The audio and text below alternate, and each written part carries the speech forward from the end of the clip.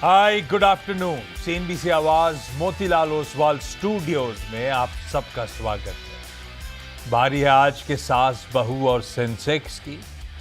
इस शो में आज मदद करने के लिए इंदौर से अरिहंत कैपिटल मार्केट्स की कविता जैन जुड़ेंगी नहीं जुड़ गई हैं। Kavita ji good afternoon. बस थोड़ी देर में आपके पास आ रहा हूँ। आप लोग सबकी क्वेरीज जो आज आई हुई हैं उन्हें एड्रेस करेंगे और थोड़ा सा पेशी रखने की ज़रूरत पड़ेगी क्योंकि आज शो में द लीला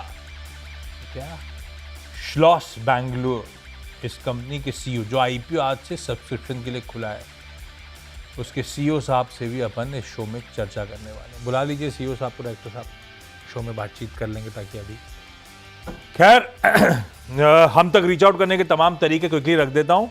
एक है व्हाट्सएप नंबर, दूसरा है ईमेल आईडी, दोनों स्क्रीन पर आ जाएगा और इस समय फोन लाइन भी खोल दी डायरेक्टर साहब ने, तो आप लोग चाहें तो अभी टोल फ्री नंबर के थ्रू यानी कि जो व्हाट्सएप नंबर है उसी के थ्रू रीच आउट भी कर सकते हैं। क्विकली मार्केट दिखा देता हूं आपको। आधे % के आसपास के उछाल के साथ भारतीय बाजार इस समय कामकाज करते हुए, तो एक समय ऑलमोस्ट हम 1% की मजबूती, अच्छे गैप के साथ खुले, मजबूती स्क्रीन पे तूल पकड़ी, 1% उछाल, यानी कि उस समय हम 25,080 के आसपास का जोन था। 0.9%, 1% पकड़ लीजिए, उछाल के साथ कामकाज हो रहा था। वही जोन्स हैं जो पिछले कई बार से 25,000, एक तो 25,000 साइकोलॉजिकली इंपॉर्टेंट, उसके ऊपर तो चले गए थे, पर 25,000 से 25,100 में तमाम रेजिस्टेंसेस थे। बार बार वहां पर आके मामला पस्त पड़ रहा था, प्रॉफिट टेकिंग देखने को मिल रही थी। कुछ बहुत आज भी वैसे ही है, वहां से ठंडे पड़े हैं, लेकिन 25,000 के इर्द गिर्द अभी भी भारतीय बाजार कामकाज करते हुए। बैंक निफ्टी पस्त है 1/4% ऊपर, तो फिर निफ्टी 2/3% मजबूत कैसे? क्योंकि ऑटोज गजब करे हुए हैं आज। ऑटोज के साथ साथ आईटी अच्छा कर रहा है। आईटी के साथ साथ जोड़ दीजिए ये capital goods, oil and gas, ये पॉकेट जो है ये पॉजिटिवली कंट्रीब्यूट कर रही हैं, ये आउट परफॉर्म कर रही हैं। तो बैंक्स का कुछ हद तक सबड्यूड परफॉर्मेंस को निगेट करने में मदद कर रही है, इसीलिए निफ्टी आउट परफॉर्म कर रहा है। और ये और अच्छी तरीके से निफ्टी की कंट्रीब्यूशन प्लेट आपको दिखाएगी, स्क्रीन पर आएगी भाई साहब। रिलायंस इंडस्ट्रीज देखिए किस तरह के लीडर्स हैं। रिलायंस हुआ, आईसीआईसीआई बैंक हुआ, महिंद्रा एंड महिंद्रा हुआ, लार्सन एंड टूब्रो हुआ, इसके नीचे उतरेंगे तो इन्फोसिस है, भारतीय एयरटेल है, जो बढ़िया मजबूती में मदद करते हुए। तो स्क्रीन तो इंटरेस्टिंग है, अच्छी है, कोई दिक्कत नहीं है। हम 25,000 के एज वी स्पीक वापस 25,000 के ऊपर 2/3% बढ़त के साथ ट्रेड करते हुए, तो ठीक है।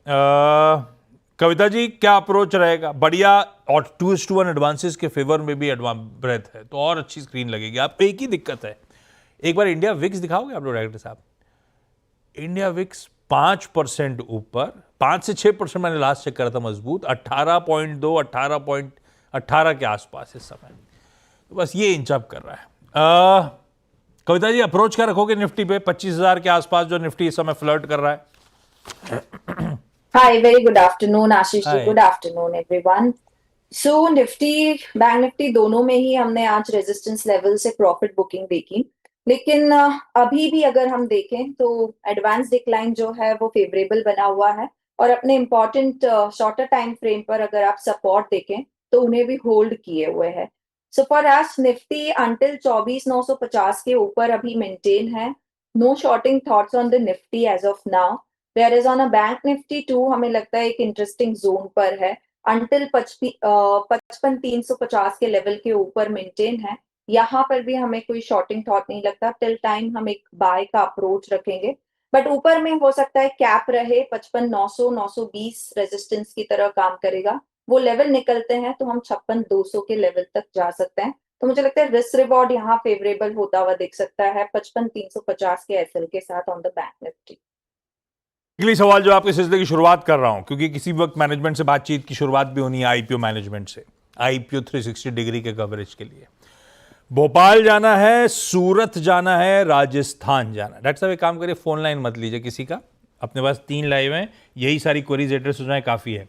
भोपाल से सुनीता काटरे जी जुड़ती हुई। Sunita ma'am hi. Hello sir. नमस्ते, good afternoon. Sunita ma'am Bhopal में कहाँ से? सर भोपाल में मैं कोलार रोड पर हूँ, अरे वाह, अरेरा कॉलोनी के पास। यस यस, शाहपुरा लेक के थोड़ा आगे जी जी बिल्कुल ये बिल्कुल। कविता जी ने बताया था मुझे भोपाल के बारे में, तो मुझे याद है। जी जी सुनीता मैम पहला सवाल कौन सा? सर, पहला सवाल मेरा है संवर्धन मदर सन्स पे। मेरे पास हाँ। तो 100 शेयर है 147 पे। क्या करना है। क्यों लिए थे? ट्रेडिंग का मन था या सोचा था लॉन्ग नहीं टर्म के नहीं, लिहाज से? लॉन्ग टर्म के लिए, लॉन्ग टर्म के लिए, लेकिन ये था हाँ। कि अगर अच्छा प्रॉफिट मिल जाए तो निकल लेंगे। अच्छा, एंट्री लॉन्ग टर्म की हुई है, इन केस मीनिंगफुल मुनाफा हो जाता तो निकल जाएंगे। जी। कैसा लगता है संवर्धन कविता जी? मेरी बाइंग के आसपास खड़ा हुआ है, आइडिया है लॉन्ग टर्म के लिहाज से होल्ड कर लूं, करना चाहिए नहीं करना चाहिए? पहली बात तो मैंने नहीं बताया आशीष जी को, आशीष जी खुद भोपाल से हैं तो he is well versed with the Bhopal. और जहां तक संवर्धन लॉन्ग टर्म की बात है, अच्छे लेवल्स पर आपकी बाइंग है मैम, और on higher time frame to stock अपने एवरेजेस को निकालते हुए मुझे दिख रहा है। मुझे लगता है मीडियम टर्म टारगेट देखे तो संवर्धन के आते हुए दिखते हैं 170 के, जो इसका प्रीवियस हाई होगा। आपने लॉन्ग टर्म पर्सपेक्टिव से लिया है, होल्ड करना चाहिए अपनी पोजीशन को अंटिल काउंटर 135 के लेवल के ऊपर है। मुझे लगता है ये एक इंटरेस्टिंग बाय बैट है। सूरत से नंदा बहन जुड़ती हुई। Nanda ji hi, good afternoon ma'am. Nanda ma'am, कब से हो स्टॉक मार्केट में आप? Actually, it runs in my family. My brother, my husband, my son, everyone is doing it. Sorry, So, Gujarat से हो आप, वो मैंने देखना भूल गया था, ध्यान नहीं दिया था मैंने। नंदा मैम, पहला सवाल कौन सा? पहला सवाल I would like to ask for Exide.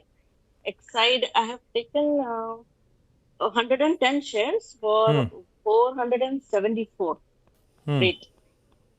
So, And the idea is to keep it for long term. yeah, maybe 1 year, एक साल. जब लिया था तो ये सोच के लिया था या मामला फंस गया इसीलिए अब 1 साल की बात हो रही है? फंस गया इसलिए.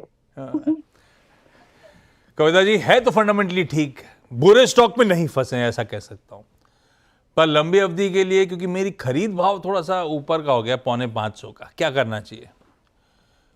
तो एक्साइड फंडामेंटली स्ट्रॉन्ग काउंटर है, बट हायर हाई एक वीकली चार्ट पर जब मैं देख रही हूँ तो first higher high signal counter ने दिया है। एक अच्छी कंफर्मेशन 1394 के ऊपर ये काउंटर निकलेगा तब बनते हुए मुझे दिखती है एज ऑफ नाउ, क्योंकि फंडामेंटली स्ट्रॉन्ग काउंटर है और अगर आप बने रह सकते हैं लॉन्ग टर्म के लिए इस काउंटर में तो 360 के एसएल के साथ अभी अपनी पोजीशन में बने रहे। मीडियम टर्म में मुझे लगता है 400 420 को ये अप्रोच करेगा, there we can revisit once again on the counter. Sirohi Rajasthan से Amita Purohit ji. Amita ma'am hi, good afternoon. Amita ma'am, ये अदानी ग्रीन ले रखा है या लेने का मन बना रहे हो आप?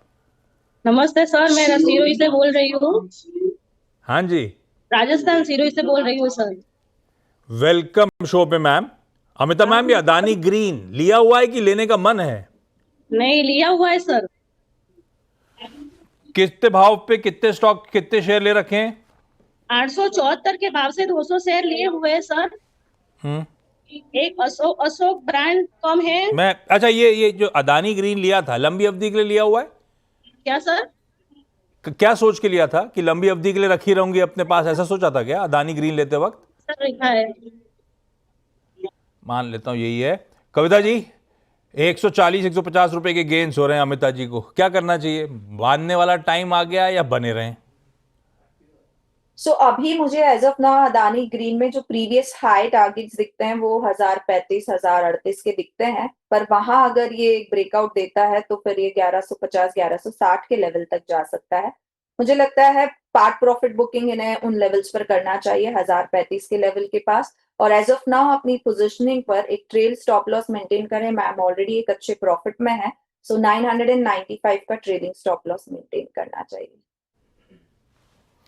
ओके, चलिए अब आज के मैनेजमेंट की बारी। द लीला के सीईओ अनुराग भटनागर सर इस समय सीएनबीसी आवाज के स्टूडियोज में मौजूद हैं। Anurag sir hi, good afternoon, welcome on the show और कांग्रेचुलेशंस प्राइमरी मार्केट्स में डेब्यू करने के लिए। अच्छा, नाम है श्लॉस बेंगलुरु जी, या बैंगलोर, दरअसल कंपनी का नाम, जो लीला पैलेसेस होटल्स एंड रिजॉर्ट्स को ओन करती है। ये श्लॉस, ये प्रोनाउंसिएशन ठीक कहा क्या मैंने? और मैं ऐसे ही देख रहा था आने से पहले डिक्शनरी सर्च, तो जर्मन में कहते हैं कैसल, यही आइडिया था क्या? जी जी जी, बहुत बहुत धन्यवाद फॉर हैविंग मी हियर। श्लॉस, जैसे आपने बोला, जर्मन डिक्शनरी के हिसाब से इसका मतलब कैसल है। हाँ।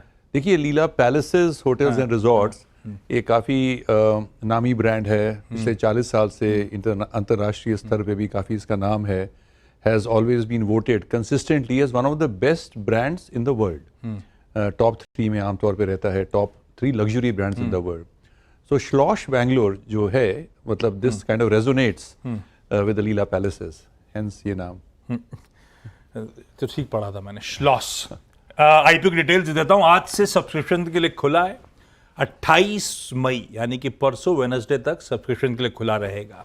413 से 435 का प्राइस बैंड, 3,500 करोड़ रुपए जुटाने की योजना। इसका ब्रेकअप आगे लेकर आता हूं। बिजनेस तो खैर लीला ब्रांड है तो हम में से ज्यादातर लोग वाकिफ हैं। 13 होटल्स, 3,500 के आसपास कीज यानी कमरे। इसमें 5 ओन्ड हैं, 7 मैनेज्ड हैं और 1 फ्रेंचाइज्ड है। पर अनुराग सर, मैं देख रहा था आंकड़े, सारे जलवे ओन्ड प्रॉपर्टीज के हैं। 34% रेवेन्यूज का इनसे, 88% ऑपरेटिंग प्रॉफिट का इन ओन्ड प्रॉपर्टीज से, बाकी का केवल 12% ऑपरेटिंग प्रॉफिट पे कंट्रीब्यूशन। इतना स्क्यूड क्यों है मामला ये? देखिए, हमारे जो ओन्ड होटल्स हैं, जैसे आपने सही बताया, हमारे 5 ओन्ड होटल्स हैं। ये बहुत ही आइकॉनिक लोकेशंस में हैं, very hard to replicate locations हैं, एसेट क्वालिटी बहुत अच्छी है। और देखिए, इन होटल्स का पूरा, क्योंकि ये 100% ओनरशिप में है हमारे, तो इनका पूरा जो इबिटा है वो हमें फ्लो थ्रू करता है हमारी इनकम में और हमारे मार्जिन्स में। सो हेंस इनका जो मार्जिन कंट्रीब्यूशन है ज़्यादा है। अगर आप देखें हमारे मैनेज होटल्स, वहाँ से हमारी फी अर्निंग्स होती हैं, तो इसलिए इनका जो मार्जिन मिक्स है, जिस हिसाब से आप कह रहे हैं, इस हिसाब से हो जाता है। और ये इंडस्ट्री नॉर्म्स के हिसाब से, स्पेशली देखिए लग्जरी इंडस्ट्री में हमारे जितने भी ओन्ड होटल्स हैं या मैनेज होटल्स हैं, एज अ पोर्टफोलियो हम लोगों का एवरेज रेट पे एक प्रीमियम है जो भी है, क्योंकि हमारा जो फोकस है केवल लग्जरी में है। तो हाँ, तो समझ गया, ठीक है। तो अभी the Leela Ayodhya, the Leela palace Agra, Ranthambore Srinagar, Bandhavgarh, ये सब पाइपलाइन में जी। ये सब ओन्ड हैं या ये मैनेज्ड फ्रेंचाइज प्रॉपर्टी? सो हमारे 7 होटल हैं जो बड़ी एक्टिव पाइपलाइन में हैं और सारे कॉन्ट्रैक्टेड हैं, वेरियस स्टेजेस ऑफ डेवलपमेंट में हैं। इसमें से 5 होटल, मतलब आउट ऑफ 678 कीज जो हम लोग, जैसे आपने बताया, कमरे जो हम बना रहे हैं, उसमें से 475 हमारी ओनरशिप में है। आगरा, रणथंभौर, बांधवगढ़, अयोध्या और 2 हमारे होटल श्रीनगर डल लेक के ऊपर 13 एकड़ के ऊपर, और 2 होटल्स हमारे मैनेज में हैं। जैसे लीला का रेजिडेंसेस आ रहा है बॉम्बे में, लीला सर्विस रेजिडेंसेस, और दूसरा सिक्किम में बहुत ही खूबसूरत लोकेशन पे 17 एकड़ के ऊपर पहाड़ी पे द लीला सिक्किम आ रहा है। तो ये दोनों हमारे मैनेज्ड हैं। तो मतलब लार्जली मैनेज नहीं, ओन्ड होने वाली हैं, तो सीधे पर्कुलेट हो रहा होगा बढ़िया ऑपरेटिंग मुनाफे में भी। जी, क्योंकि इसका पूरा फ्लो थ्रू जो है वहीं जाता है। अच्छा, 3,500 करोड़ रुपए मैंने कहा था रेस करने की तैयारी, 2,500 करोड़ रुपए उसमें से फ्रेश इशुएंस है, 1,000 करोड़ रुपए का OFS है। तो पहले जो 2,500 करोड़ रुपए हैं, ये पूरा का पूरा लार्जली सारा अमाउंट डेट रीपेमेंट या प्रीपेमेंट में जा रहा है। तो इस समय ग्रॉस डेट हमारी बुक्स पे कितना है?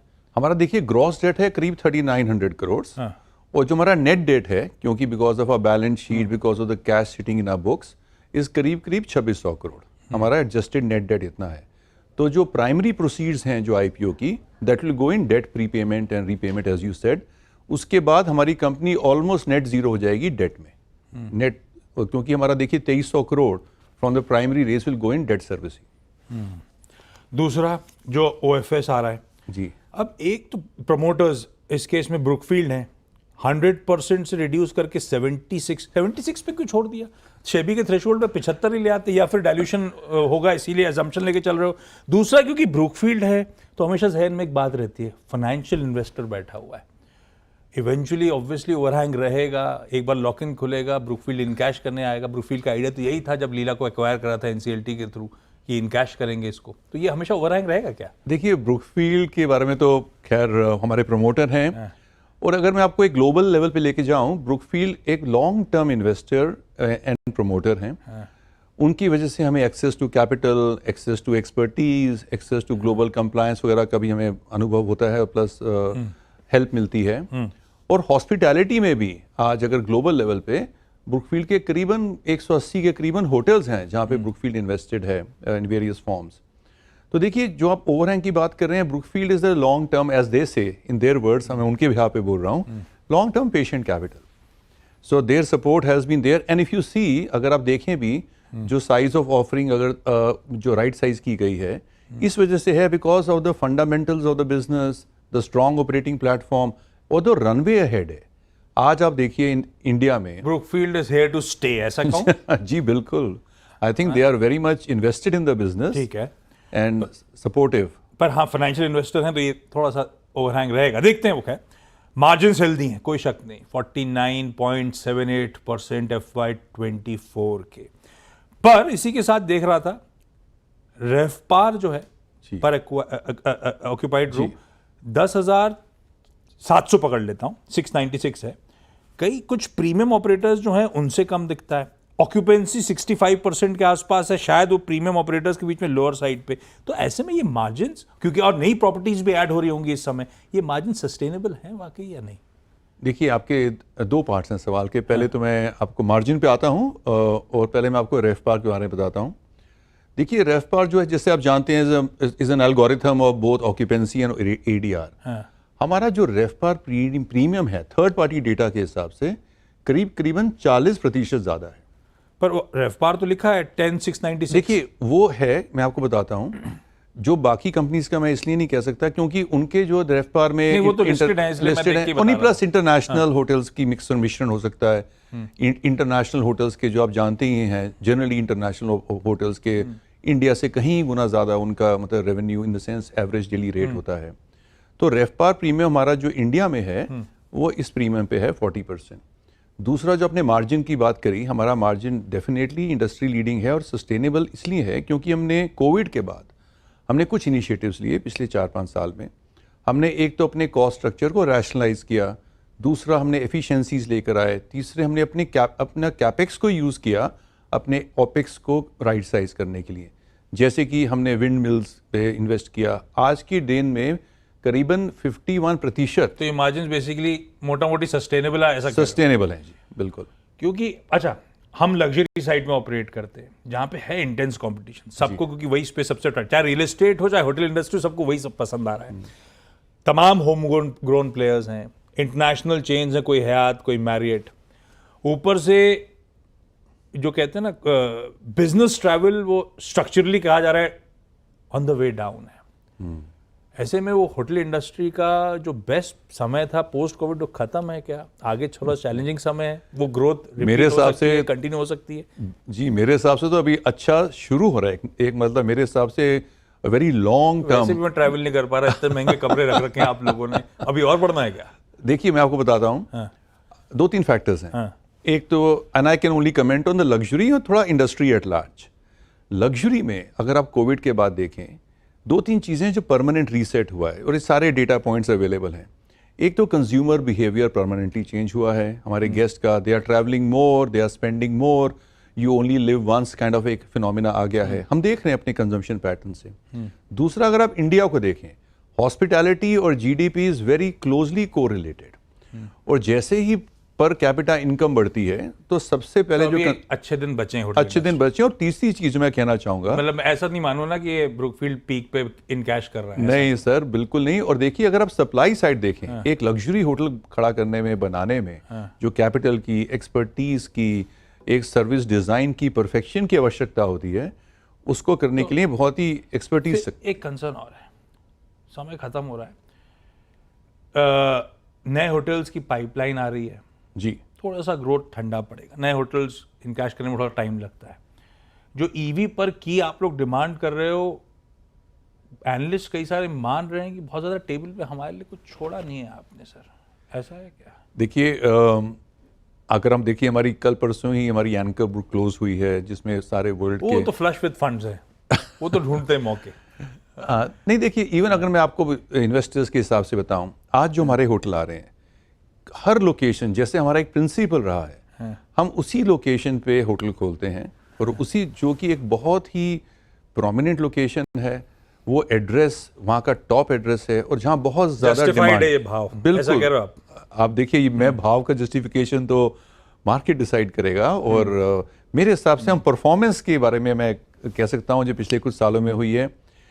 देखिए, लीला ने जो अपना 4-5 साल में किया है in terms of margin, in terms of premium, और देखिए लास्ट चीज, हमारा जो एक गेस्ट का फीडबैक मैकेनिज्म है थर्ड पार्टी हाईएस्ट है, 85% है the guest satisfaction score. The लीला।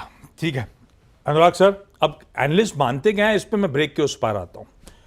हमारे साथ होंगे शरण लिलाने साहब, सेबी रजिस्टर्ड रिसर्च एनालिस्ट जो ट्रैक करते हैं सारे आईपीओज पे, उनसे बातचीत होगी। लेकिन Anurag ji thank you so much जुड़ने के लिए, बेस्ट विशेस इस ऑफरिंग के लिए। एक बार सक्सेसफुल लिस्टिंग हो जाएगी तो उसके बाद रीपैच करेंगे आपके साथ। धन्यवाद, थैंक यू सो मच। बहुत बहुत ब्रेक के उस पार कंटिन्यू करेंगे इस कन्वर्सेशन को एनालिस्ट के साथ।